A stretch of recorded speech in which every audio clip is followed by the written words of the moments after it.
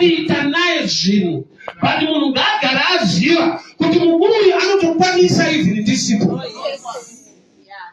Saka pese Mwari paati ngatiite, ane raari kukurongera rakanaka mukuita kwako. So opportunity, favor, mukana wezvinhu zvakanaka dzimwe nguva rinouya sedambudziko. Unokudzwa kuti taakunetswa manje. Ende ndakataura kuti vana veIsraeri pavanga vari muEgypt, Moses apiwa vhangeri rekunzi vanhu ngavauraye makwai vaise ropa padhowo ndokuti vagone kubuda. That was the last thing chakaitwa kuti vanhu vagone kubudiswa muslavery. Minana yakaitwa mizhinji, Faro akaoma musoro. The last thing chakaita kuti Faro ati Israel chibudai, pakauya mutumwa akauraya matangu ese. But chakadenda kuuya kwemutumwa kuzorwa kweropa pamadhowo. Vhangeri rakaparidzirwa vanhu vari munhamo nderekunzi urayai makwai enyu. Zvora kuti rufu haruna kutanga kuEgypt. Rufu rwakatanga kuvana veIsraeri muEgypt vachifirwa nezvinhu zvavo nezvipfuyo zvavo. Saka vhangeri iro ranga rakanakira munhu ane makwai 5. Akanzi urayai makwai mise ropa padhowo, anouraya 1. Ane 6 anouraya 1. Ane 3 anouraya 1. But achangobva mukutenga 1 rake osangana naMozisi anofanira kuti urayai makwai, anoziva mukuru anamudaro ane mweya wokutidzora kumashure, haana tsitsi. 1 irori richabva mukutenga oparidza vhangeri kuti urayai makwai. Gamba pa1 vavatenga dzatonyasha dzekuti pane kwaanoda kuendwa. But ukasaziva kuti outcome yekuti pane kwaanoda kuendwa, nyaya yange irimo, maybe hazina kurekodwa, but I want to give this understanding. Kana mutumwa akati ndikaona ropa richadarika, when I see the blood I will pass over. Zvora kuti kuva mwana weIsraeri hakuite kuti ubude kana padhowo pako pasina ropa. Padhowo pakashaika ropa, kana mukaimba nziyo kana mukanamata muri mukati munofiwa muchinamata.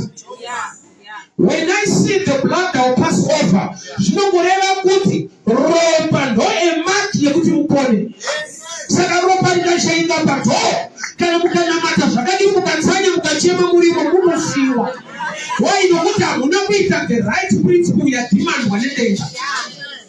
Dambudziko ratinaro nderekuti munhu anotaiwa gwayana rangu i1 ndichanamata ndiri mukati umu. Mwari vanofanirwa kungoziva situation yangu. Gamba kune zvokuti kana ropa rashaika padhowo minamati vangu haishandi.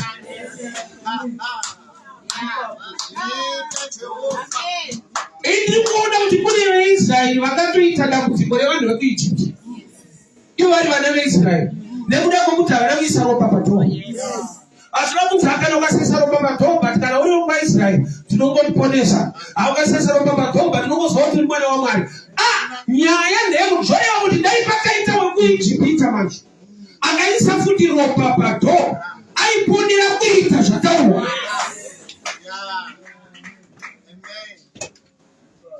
Saka tonoti muroyi akadyara nguva yekurima anokohwa. Mukristu akasadyara akanamata chaizvo anofanira muroyi akakohwa. Principle yekumunda ine misodzi kana kuchema ine chekuita nembeu yakaiswa munhu. So life ine maprinciples ekuti ukama-ignore no matter wachema zvakadii. I know kuti pane nguva yekuti munhu unochema nekuti zvinhu zvaoma, but inoponesa munhu i-right application of knowledge. Kuchema haisi guarantee yekuti zvinoita, isaini yekuti zvaoma.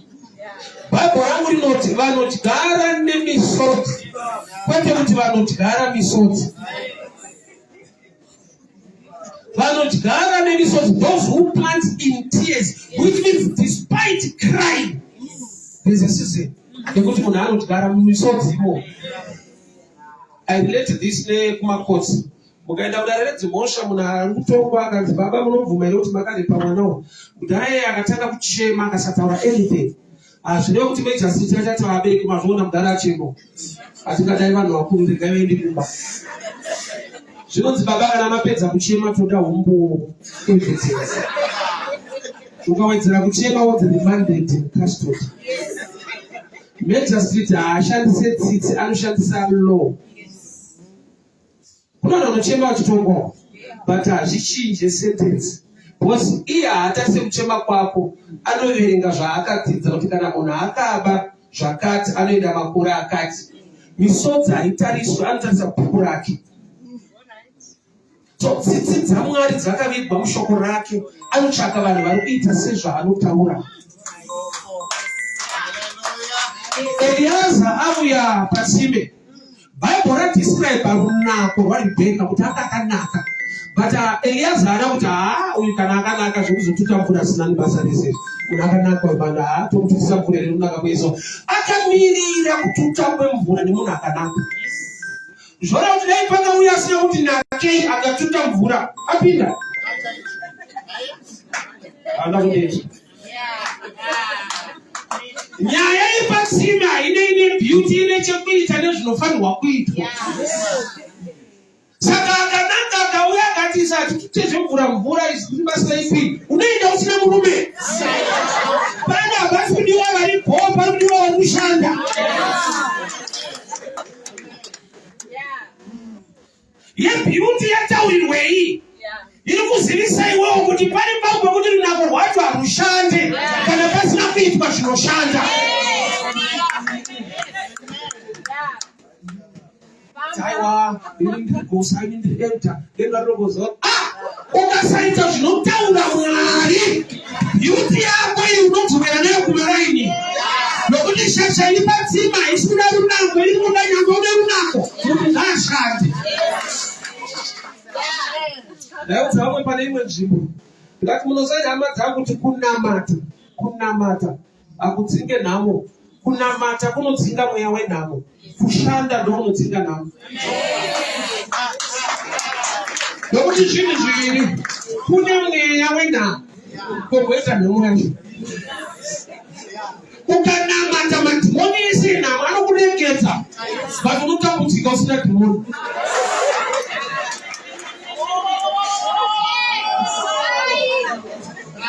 I'll give you this example. Nyika yakaita independence. Independence kureva kuti kusunungurwa kubva pana anokuzvanyirira. But independence ikaitika, mukasashanda munotambura makasunungurwa. Saka nomashira kuti takasunungurwa ingati chinetseka. Kusununguka independence hazvireve prosperity, hazvireve rugare, zvinoreva kuregedzwa neanga akakumbunyikidza. Saka iwe ukasashanda usina anga akakumbunyikidza unotambudzika uri free. Saka tona nyika ine majeri, iyo nyika yakaita independence. Majeri ndei anongoreva kuti pane vanofanirwa kusungwa nyangwe takasununguka. Nokuti havazivi chinonzi kusununguka kuita sei, vanozofarisa. Hapaifanirwa kuita jeri kanyika kana yasununguka. Jeri isaini yekuti mukusunungurwa imomo pana tsana vanofanirwa kutosungwa. So life ine maprinciples ayo. Panobatarwa nyaya yerunako rwemunhu, but runako rwake haisiyo guarantee yekuti sei akawanikwa. Haana kurorerwa beauty, haana kurorerwa kunzi aiva mhandara, zvese zvataurwa izvi. But Eliaza hapana chamumubva kuti kana iri mhandara akanaka kudai so achienda rivhesi. Zvandakataura zvekupangamira mvura ndikamuonesera mwana akanaka. Akaramba akamirira. So life ine maprinciples. Pane zvinoda kuitwa, pane zvaunofanirwa kuita, pane zvaunofanirwa kuziva. Matambudziko ariko wachema wanamata kuna Mwari. Maybe I'll give you this scripture, Matthew 6:6. Inotiyo kana makunyengetera pindai pakavanda muvhare dhoo. Mwari anoona zvamunoita unokukomborerai. Haina kuti Mwari anonzwa zvamuchataura. Yet teaching your prayer kutaura. Which means a respond yaMwari haisi pamashoko bedzi, iri kubva pane zvinoitwa nemunhu. The God who sees what you do. Shona inoti Mwari anoona zvaunoita unokukomborera. Kuti makomborero akabatana nezvinoitwa nemunhu, kwete kuchema kwemunhu. Zokurore futi. Kana mapinda pakavanda mukavhara dhoo, Mwari anoona zvamunoita, kwete anonzwa zvamuchataura. Example iri pachena. Mukomana akangopfimba musikana akati ndatokuroora ndatokuseka tena. Musikana nyangwe achida kuroorwa, nyangwe achida kuchata. Mukomana ndatochata nekuroora, musikana anogona kuramba. Mukomana paanodzoka after 2 years anosvika musikana akaroorwa akachata. Saka anoneseka kuti ndozvandaitaura wani. Ndopa achaudzwa nemusikana kuti aiwa ndakuramba zvawaitaura, ndairamba chaitaura. Ndaiona. Iwewe uchitaura nini uchiona. Wese akamuramba brother ari mukomana. Airamba type yemukomana. Wese akamuramba nemuhamdanana. Haana kuramba love, makaramba chekuita love nacho. Kwani iwepo waitaura iye anenge achiona kuti aponyura apa. Wacho ukapata panetsana unokuwara. Anenge achiona. So ndoba kuti the shop of the God who sees what you do will reward you. But the reward is connected to what you do. Zvaunoitwa nevanhu haisi nyaya.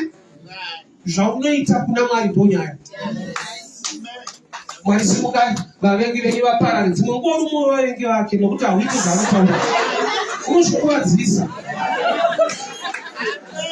Mwari haakudire kuti wakarengwa. Anokudira yekuti unomuda. So muvengwa nekuungirwa nevanhu haisi guarantee yokuti Mwari achakufarira. Unogona kuvengwa kwese. Nevanhu naMwari wacho. Nokuti anokudira zvaunoita kwaari rudo rwako. Ndaudza vamwe ndikati Mwari unoziva kuti anotida zvakafanana. Zvane mumwe haamanyire pasei upenyu hwakasiyana. Ndikati Mwari nyangwe achitida zvakafanana, isu hatimude zvakafanana. Kune difference nekuno kwete ikoko. The God who sees what you do. So pana agara patsime. Pauya munhu akanaka but hazvina kuchinja nokuti munhu tine vanhu vari right but vasingashandire Mwari. Kana iri nguva yeprayer, kana iri nguva yekuti anochema unonamata unoimba. But pane nyaya yekuti nziyo dzapedza kuimbwa patsime panoti mvura inoda kututu. Wanano iri pano yakalipwa pamusoro pengamera 10 kana munhu achera mvura. Mutoro. Zvese zvakudziite. But secret yeblessing yako iri mukuita zvitano. Takazorova Mwari anokomborera, anosumuka. Ichokwadi. But sei usiri kusumuka chiita kuti ndinorema zvakanyanya. Munhu wangu ndo uri kuremera Mwari.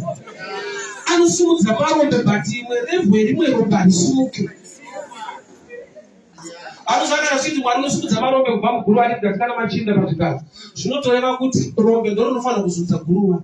Mwari anongosumudza hakuzunza. Ijuti rako kubvisa simba riwe naMwari. Why? Nokuti kana akakusumudza vakusvitsa ipapo as long une guruwa unodzoka futi. Kune zvinhu muupenyu zvokuti unoswera waikoko but unoswera wakusvika futi ikoko. Nokuti zvinoda wisdom nediscipline uri muarea iyoyo. Eliezer agara patsime panouya vanasikana vese, the daughters of the city. Blessing yaunoda ine vamwe, opportunity yoMwari akatokupawo. Bhaibheri rangu rinoti time and chance are given to all. Nguva nemukana zvinopiwa kumunhu wese. But mukana wako munguva paunouya sedambudziko, sebhedha. Zvone dzimwe nguva wakaita vasikana macho anokubvunza saka muri kufirei? Musha usati wavaka uri kunzi uvake chechi. Usati ne vanhu vari right but vasinganzwi Mwari. Beware of good people who are not godly. Tine vanhu vanotora zvine common sense. Pane paridza pareke kwadzano 2006 shamwari yangu yake vandakafunda naye. Zvinanzi zvakatara seiko zvinhu izvi. Ndakakuita izvi muzando zvinotaura mupenga. Zvinobva ngekuruta. Zvakataura mashoko ekutanga ari kundikansela. Bandikadiscover kuti ada kundikanzura. Mwari vakandidana ndivane chikonzero. Kune vanhu vari right vasinganzwi Mwari zvachose. But vangori right vanotaura zvine common sense. Zvokuti wega unotsona kuti munhu anotaura zvine musoro. But hazvina kubva zvokuti kumusoro. Asi zvine musoro.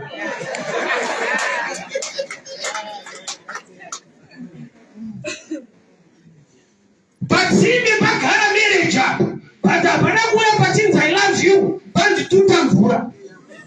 Mwari ane tsika yekuita zvimwe zvinhu zvakakunakira pazvinhu zvinokubhowa. Sautoneno ndichakupai vafundisi vari pamoyo wangu. Kwete pamoyo wako. Aiwa iwe ichupirako kuda ari pamoyo waMwari. Hatipiwe mfundisi watinoda, tinopiwa mfundisi wokuzoda. Mfundisi akafanana nemwana. Aupiwe mwana waunoda. Unopiwa mwana waunozoda. Saka tino chinhu chati nikucha chirungu ndichangu makuti ndichi. Bati ndichangu manje pane kutamba. Saka tinoda kukuda mwana iye kuziyo wako.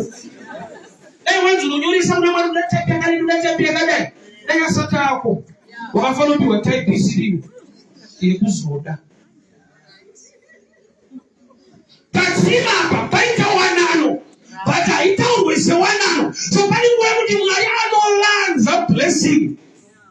Sepete. Chapa kuti vanasikana vasanita kupitseni mabindu kutsimo. Vasi kuzviziva. Dai Mwari atipo muono umweya. Zai Elisha aifura nzvimbo inonzi Shunemu. Shunemu haisi nzvimbo 1 ka itawo. Yaigara mukadzi weShunemu. Maitogara vanhu vakawanda. But kuna akaona. Guta rese rinogona kusaona, but mukadzi weShunemu wakaona kuti munhu waMwari ndoda kuita zvakanaka kwaro. Muguta nevanhu kuna akaonerwa nyasha dzekuona. Patsime panouya vanasikana pane mwanasikana akaona. Akabva ipapo aine goridhe apedza kutotambura. Mwari ane tsika kuita zvimwe zvinhu zvakakunakira pazvinhu zvisakakunakidza nhasi. Ndiri kuchikoro ndozvandaita, ndaivenga ticha airova. Pona asikazivi kuti ari kundiroverei. Ndaifungawo semwana mudiki, ndaiti kuvengwa kana kuti anongorova asi aiti. Ndisingazivi kuti kurova kwake kwakaviga kundida kwake. Because ari kuti ramangwana harina kumira zvakanaka, verenga ugobudirira muupenyu. Asingarove ari kuti nandirove future inokurova yega. Saka future motikana yakurova ndoma wane macho. Isu pano kuti tiimprove, tiverenge, tiregere kurohwa, taiverekidza mashoti. Tati kudefensive chete, ndaifika mashoti ejini 3 mukasi. Zvoti wapedza kurohwa unoenda kuklasi uchidada sokuti pana chandazi. But nhamo kana yadu kurova kana ukatoverekidza mashoti inoronga. Kuregi wadofo zvako. Imagine mwana wedofo, mukadzi wedofo, amai wedofo, kuchemedza dzidza rese. Pavanofana kurohwa uchema uri 1, uchemedza mhuri. Unosvika paunodemba denda karohwa mani. Kana wakuziva zvazvinoreva nezvazvakanakira muupenyu, unosvika paunodemba denda kakoti manikidzira vakandirova. Yaita sepateni, waita semutoro, but agenda iri good life. So munhu dai akura pakunzwa Mwari nekutaura kwaMwari, aziva kuti kuitira Mwari kune zvakunodenda muupenyu. Ukazviziva humanikidzirwe, unopangamira mvura wakasununguka. But I can imagine dai pakatawo mwasikana vakaenda naye kutsime, vakaona akuswera achipangamira mvura, aiti anongoitiswa. Unomuziva here mudhara uri kutitira mvura. Remember kuti hasi Isaac akauya kuzorora, kwakatumwa Eliezer munhu asiri. So there are times yekuti wakumuseva hasiri ari blessing yako, but ndiye akatumwa nayo. Wauri kushumira nekuitira hasi Mwari, but Mwari ane zvaakareka kuti munhu iye akusvitsa. Isaac hatakure goridhe kunorora. Isaac anotendera kuti Eliezer chienda negoridhe rangu kunorora. Sapani nguva yekuti unoti dai Mwari ndikamona ndikamubereke. Pane vanhu vanotoberekwa uchitobereka program yaMwari. Kazhinji kacho tine zvatinoona totasaiwada ino vanhu ava ndiri kudai Mwari chaiye. Ndakanzwa Mwari chandakanakira ndisike kumba kwemunhu ndochawakaipira. Kuipa why nokuti Mwari wamasikausi Genesis 18 akasiya denga rake akaenda kumba kwaAbhurahamu. Mwari anoenda kumba kwevanhu. Iwo wakati rangu arisike. Mwari wanonamata. 3 angels appeared to Abraham and to Mamre, and one of them was God himself. Mwari anitsinge mvistira vanhu. Iwo unabasa nemunhu. Unoti kunamata moyo wako. Mwari wangu chete. Sapane pamuka kuti akauya negoridhe haasi Isaac waunoda, but akatakudzwa naIsaac waunoda. Mwari vane tsika yedu igaro pafadzo pamunhu unozi kunge hana basa. Mulife ngwarira itsika yaMwari yekuita zvinhu zvichida nevanhu vakazvidzika vanotarisira pasi. Pane vanhu vanouya newanano yako negoridhe rekumba kwenyu, but ukakutarisa kamudhara kanonzi Eliaza kamushandi kwakaAbhurahama, zvokuti wegonoshedzera kuti haatepi hati haisi level rangu, ndakamirira Isaac. Yeti Isaac auye kuzokutarisa, Isaac anotuma vanhu vanofanirwa kukutarisa. Kune vanhu vanotumwa naMwari vasina chinhu chavangakupe, but vane zvinhu zvaMwari zvaakanzi vakupe.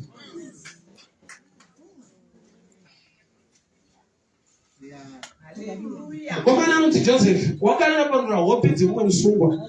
Musungwa iyi ndiye anotaura zita rake kuna mambo. Mambo vakamusheredza akanana panura hope dzamambo akaitwa mambo.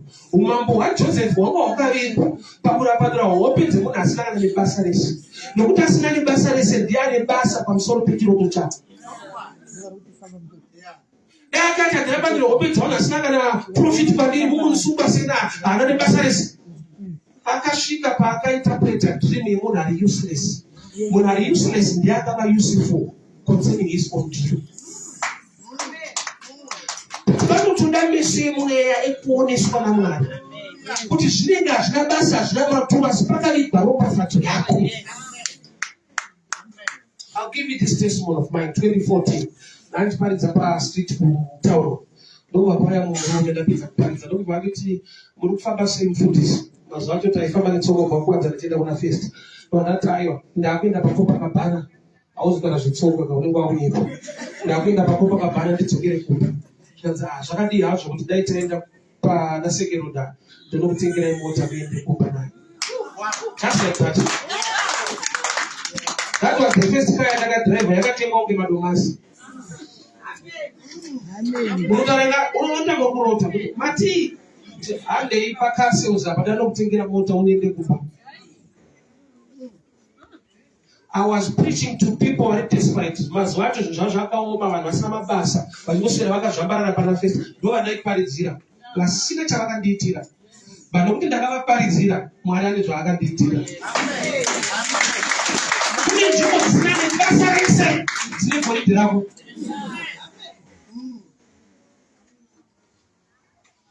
So pese panoda kushumirwa Mwari nekuitira Mwari revesa.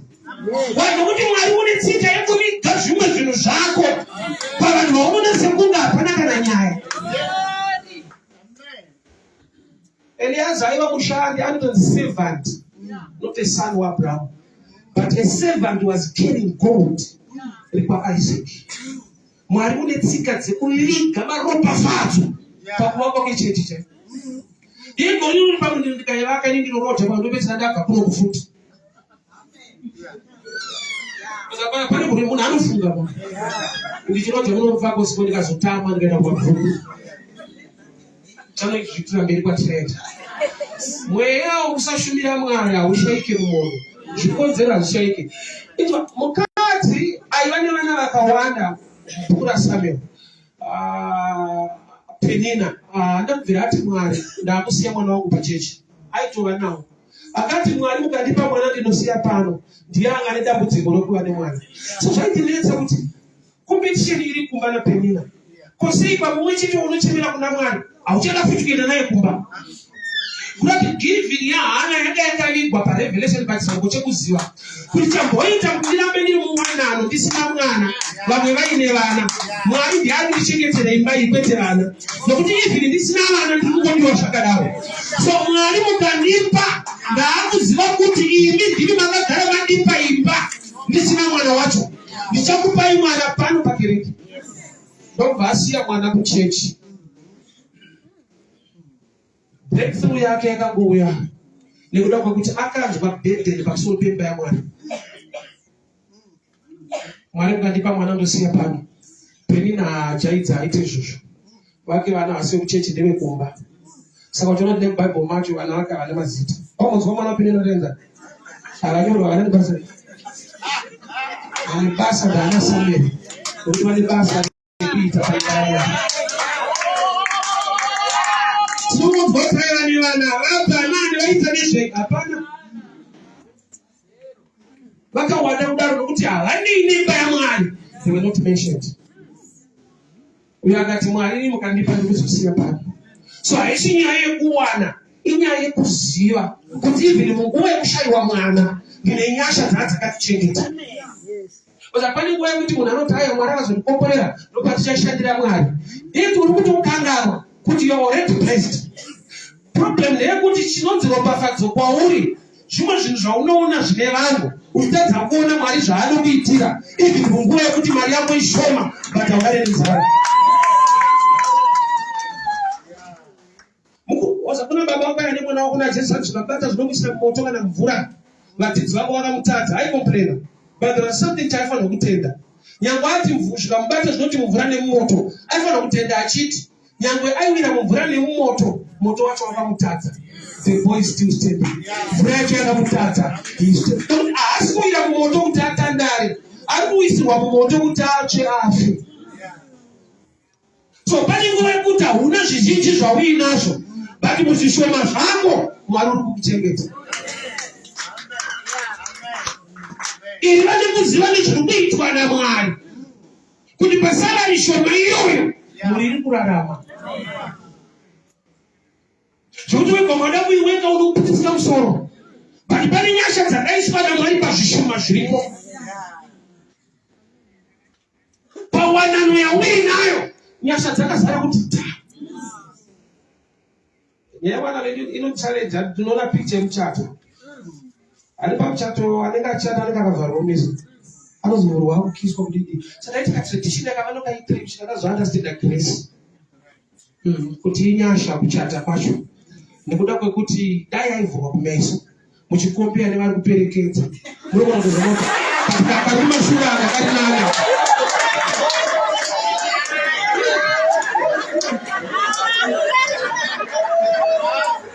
Unotozoona vheu yasimuti vanhu naakukiswa kuti inyasha chokwa. Atoenda kwamunhu. Achiperekedzwa nevakati nakei. Atoenda.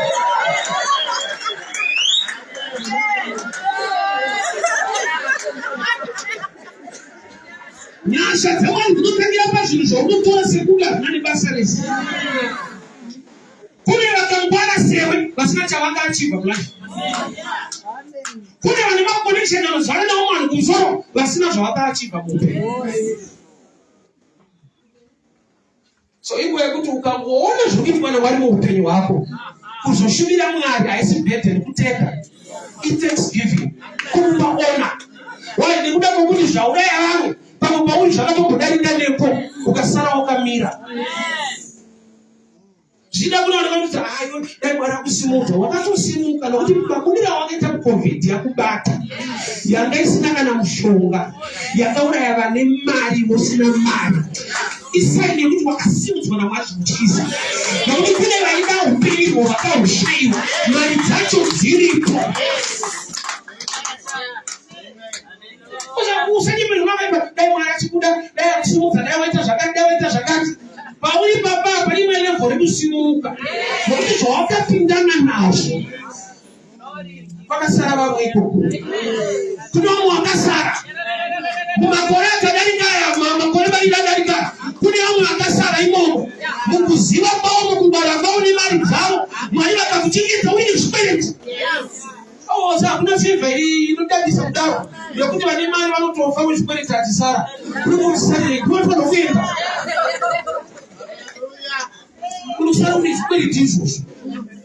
That's the grace of God. So kushumira Mwari uchiziva zvaanoita nezvaakakuitira haifaniri kuva impeded. Inofanirwa kuva mukana wokuti ndawaniswa mukana wokutenda Mwari. Ukaona munhu aenda kuchipatara achibva aiswa paoxygen, hazvireva kuti paanga ari kumaraini paanga ari pacarbon dioxide. Unobva paoxygen yemahara uchienda pane inobhadhariswa. Kurati yautombo yamahara ine mari yayo. Ukarwara serious ndokutsvaka kashuwa kuti inonzi oxygen inotengeswa. Tine zvinhu zvatinotora for granted zvatofanira kuona asi Mwari maita hedu.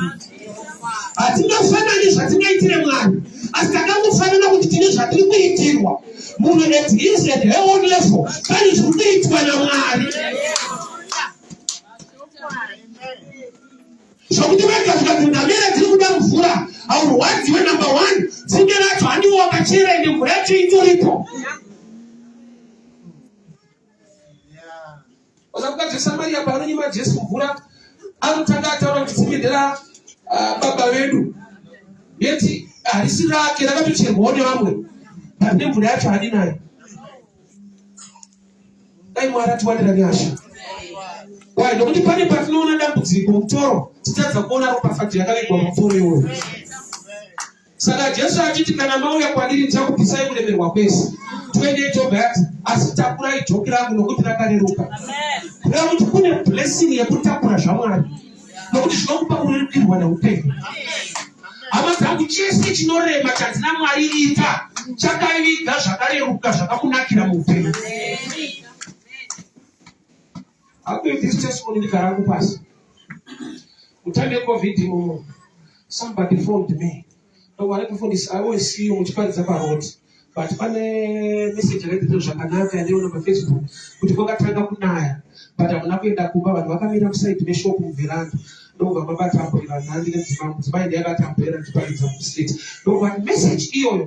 The Kawana even dedication, you want to go Kunaya, but Uneshu put it on a what's going to I want to do something to your life. Unogara kupi na tugara kupi na sikuba kwenye ayo tunataka pastor ndio kukupa poroto. Kitu sana. Dada kuomba mangwana yake nikatakura na drive ni malo ya stige ndio ndio. Dada sababu tapata tudoto tuli wanyao ukro ndio ndio sababu. Pepo iko haiko. Amen. Bali wanaimba tram veranda wana capacity ya kudipa stage board watu kwa location. Bano kuni ndakada Mwari. Ndikashumira ku vanhu vasingagone kuita chinhu kwandiri. But Mwari waiona. So there are times yekuti wamuda kudhila 19 years hana chaanokupa. Akushandiwo kwa Abrahama. But Mwari kuti kune vashandiwo kwa Abrahama vanotumwa namudhara negoridhe. Kune vanhu vanenge vasina basa but vakatakura zvanzi naMwari kuti kuzviite.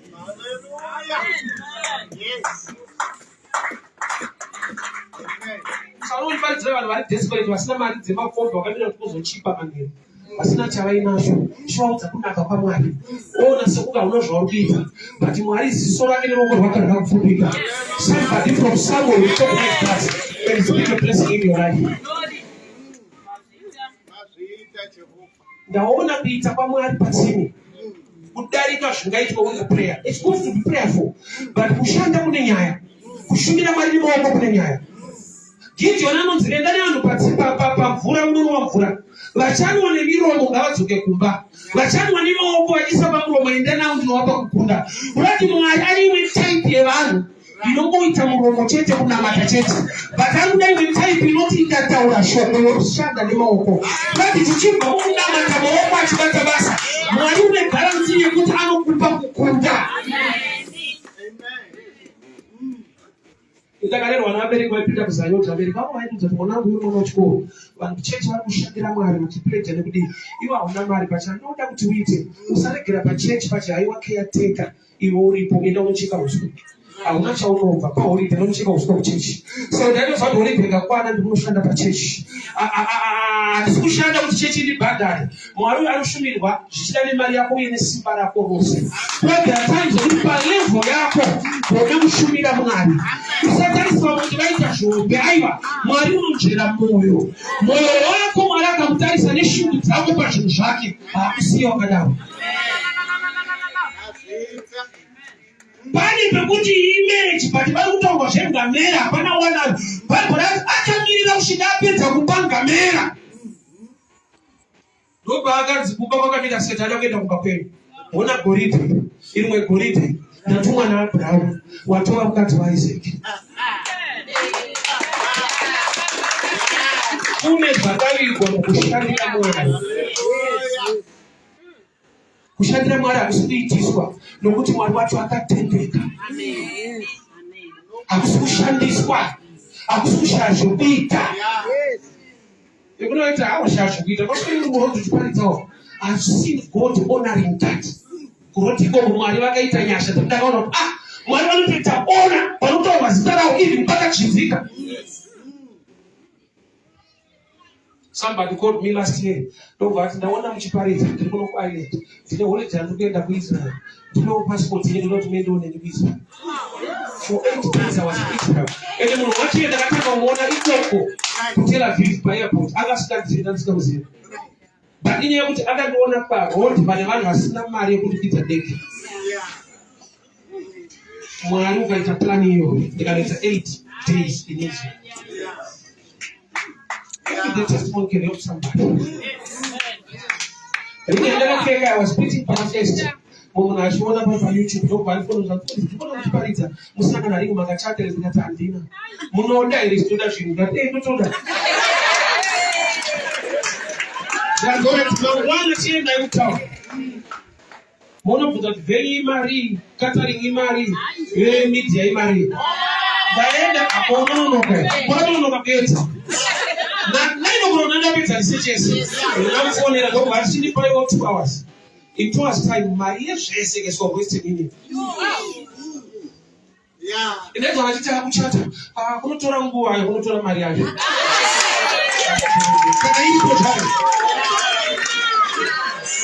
In 2 weeks time mchato wakati. Mwenye akatufly kwa UK tutatenda mchato huo. Ndio tunataka kuona na wipa. Utopera tutogera. Fani ni baada kufuga bakuti wali kuchaka ndio bila kufunga kana kujirota. Ndio vesa mimi tusipokuwa tunafunga ni Mungu. Kana kuimagine waneo. God can do it. Chakana mwe tete ndio pinda kwa wote kataka watu wali wakanaka.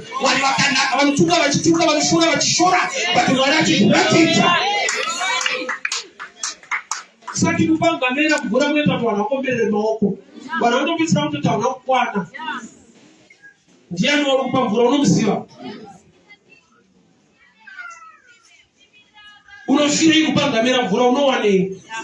Why don't you want to see that somebody that you know that? Same for you so sad. Jesus really be by nature, naturally. How she did. So I to that woman combo when I'm mad. You only got it, so God couldn't to shoot. But you're not doing the way I put it or something. What out was late when I'm mad. But it's not a leap.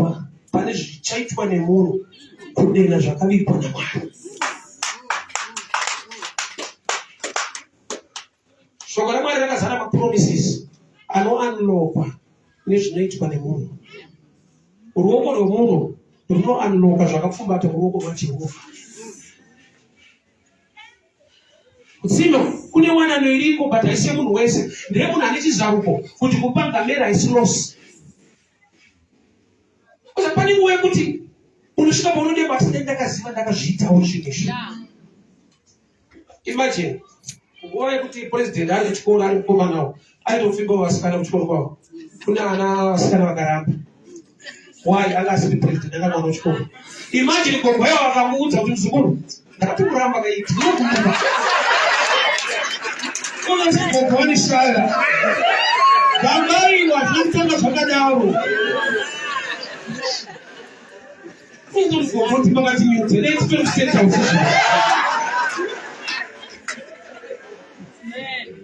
That man was a not student, but for us. So it's a time where you will eat the shin.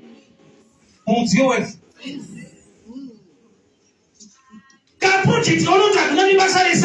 Mwaraka ungeta wana note vanhu vakuku church mwaraka ungeta ma business ma opportunities mwaraka ungeta ma visa kwenda kwewe akangozvitora zvese akazvitanga project yepa church ati munhu ashata kunotaiwa atina material vanhu vanoda kubatwa musoro havadi kubatwa mukati memusoro mwari unoti vanhu vangu vaparara nekushayiwa zivo.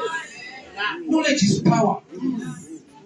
Tanamatire zvangu zviite usati wanamatirwa unofanirwa kuziva zvekuita.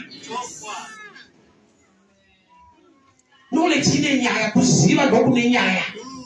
Anona munhu paanoberekwa atanga anobuda nemusoro. Isei uri panyika pawo usati wafamba funga. Panda brain. That's the most iva neruzivo. Ndokuba zvinoita easy. Because uri kwangu namata so kukenani majainda anoramba arimo even makazi namwarida kupai. There's a fight involved, you know. So kunamata kune ma principles anoita sekunge fight not kurwa kwakanaka kurwa but kwakanaka kuti kune marizalts akakunakira. Saka ukazwa kuti kurwa kwakanaka unofanira kutanga waini celebrate why because chinonzi chakanaka pakurwa marizalts. Munhu anoberekwa achibuda akapfumbata zvipo zvake kumwe kutaura kuti dhaka version kubuda wakapfumbata isiyani kuti panyika pauya panonetsa panoda fight zvinazwanikei panoda kusimba chaiko chaiko chipagera icho chiti kuti pauya apa ifight chaiyo apana kuchipa. Ndaiona vanhu kumusha kwedu nongoshawa taiona huku dziri pamharadzano nembudzi. Saka mbuya wangu ati musabati dzakarasirirwa. Sandaita fungo kuti pasi vanhu vanenge vaneta nenyama. Ndikazoti sibava utaiwa vanenge vachitotadza kutoidyawo futi nyama yacho. Chinovapa kunasirira mbudzi manje. Understanding yavakapiwa kuti nhamo yese yauinayo kushaya kwese kwauinako kunotoda kuti utore futi chausingawani stere. Wonasa kunge unazvo. Ndinenge unasa kupanzwa nehuku. Ndozoti aiwa anenge anzwa nenhamo but akushandisa principle inenge inopikisana nezvaanoshuvira. Kwasatani vanodaro. Saka Mwari basa uya ukasaitawo zvekuno unoita mutendi ari kuchera mvura patsime pana Eliaza but Eliaza hakutarisi nokuti une ngamera dzauri kunyima mvura. Kupa ngamera hakunakidze kupa munhu ndokurikidze. Kuvaka chechi hakunakidze kuvaka yako imba ndokunonakidza. Let's be real, facts are on the ground. But ukaziva kuti zvakaitwa mukushumira Mwari zvii unokoshesa zvinhu zvaMwari. Why? Because zvakaika Mwari zvaanoda kukuitira. Chakanakira blessing yaMwari manje haina basa neekonomi nenyika yauri. Anozva kuti dai Mwari akukomborera kaenda overseas muna matori right. But the truth is kana kuenda kuAmerica kuri kuenda overseas kubva ikoko uchiuya kuno uya futi overseas utori mbiri. Overseas hazvina kuenda kana kuti utori overseas izvezvi.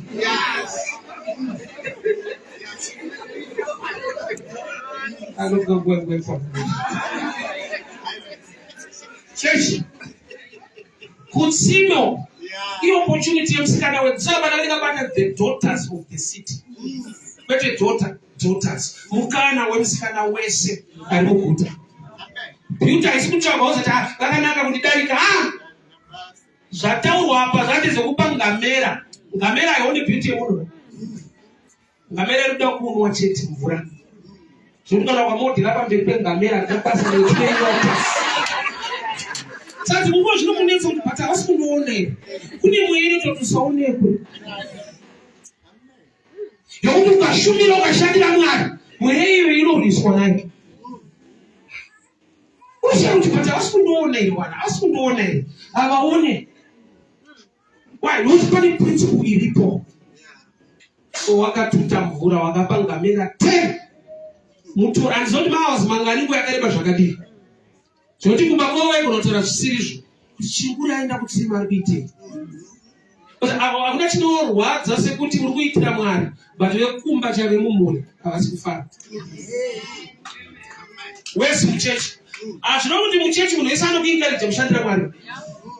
Muchechi mune vanhu vakasiyana siyana ende muchechi havasi kudenga. Saka muchechi mutonyewa munhu bhozi havasi kudenga. Kune munhu akutoziva kuti wivhi yako ine mawisi mangani. Kune akutoziva izvezvo. Kudarika wakaigata uchaziva kuti panachiziva kuti yadhodzi. Muchechi kamunhu. So kana kwakushumira Mwari kuitira Mwari hatifanani. Ndaitarisira vadzidzi vaJesu kuombera maoko Jesu paakazorwa perfume. Bhaibheri rangu rinototi vakataura vachiti what a waste. Perfume yatambiswa. Vaifanira kuombera kuti tenzi unoda kuzorwa perfume inodhura. Vanobva kuti ari kutotambiswa ichitirwa. Jesu wavanotevera havana kufara paakapihwa perfume. Vadzidzi vake ngeti vatorwa. Havana kufara vakatadzi yatambiswa. Kuti pese paunoitira Mwari by revelation kune vanhu vasingaitiri zvakanaka. Vakatwa kuti iri kutambiswa hatina usatarisa kuti munhu ese anondiencourage because pachechi pedu toda kuvaka. Kune vanhu vane mweya watopikisa pavari pacho. vadzidzi vajesu paangangobatwa mugetsimani vakatiza vakasara Pita. Saka ndaingotofunga kuti Pita akashinga komana atiza anotera kuzoverenga kumberi ndira kunzwa kuti atori wese nokuti musikana paakauya kuna Pita pamoto akati uyu mumwe wacho. Pita akaramba Jesu dakani kuti Pita atiza anotera kuti arambireko. Tinoona kuti chechi chacho akudenda arove anoyamburamba zvinotaurwa Jesu. Aparidzwa kudai anyotsa kuyange vanhu vake vanoti taputwa mani. Kune chizvibata chechi.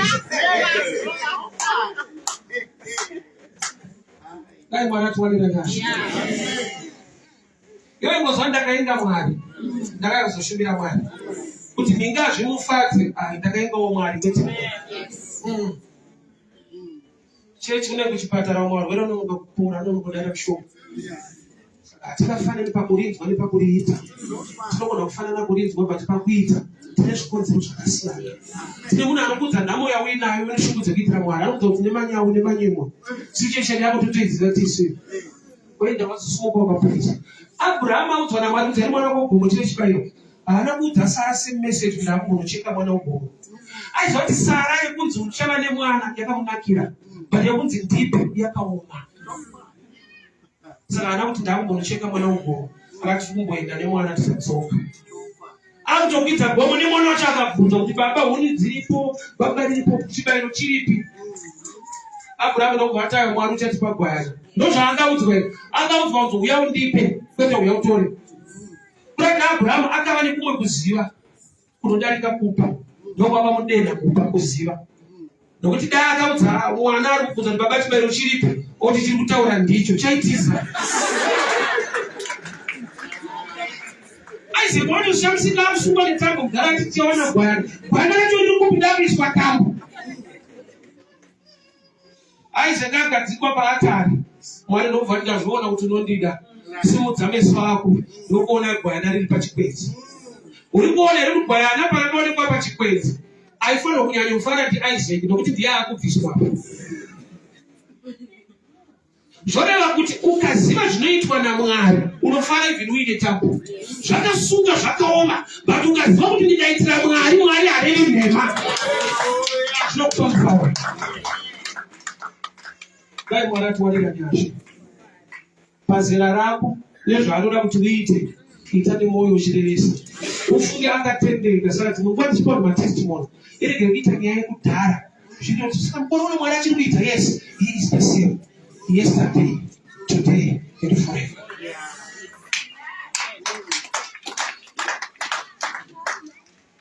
Zvakaoma kudaro, munyika yakaoma kudaro.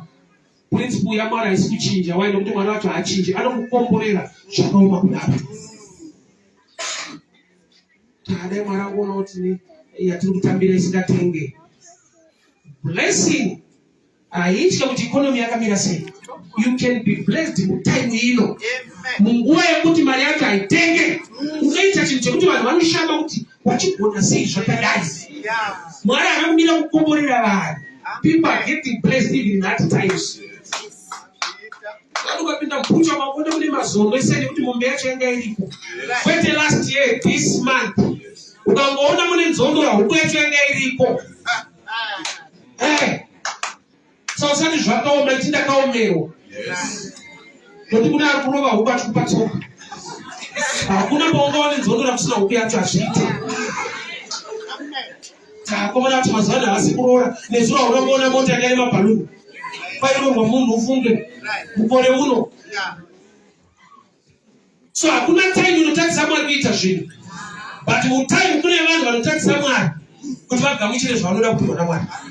Usaregera Eliaza achidzokera negoridhe nekuti neusimbe. Usaregedze mweropafadzo isingabate pauri nokuti hauri kushandira Mwari. Mwari uyu akatendeka, akasiyana nemunhu, akarurama. Ukadyara ukaisa kwaari, iwo neropafadzo yaakabata inofanira kubata muupenyu hwako. Regai ndinamate. Father, we thank you for your words. Thank you for speaking to us. Ndokunamata Mwari nesemwe yazarurwe. Tigone kuona ropafadzo yakavigwa patsime naEliaza. Zvakavigwa Mwari patsime rataungana pano. Pamati the daughters of the city vaiuya. Patinouya pano ana baba nana amai tichiungana pano. Pani chakali kwa na maripano, chimochicha upele wedu. Tipe mbesi yemuea. Tipe mungu shumira ile mungu shabira ni moyo unoda. Makudita zilo kutende kale kura mapeyo. Muzita la Yesu Kristo wa Nazareta. Amen. Mungu na kuwa kwa rabi kule yasha na kuka.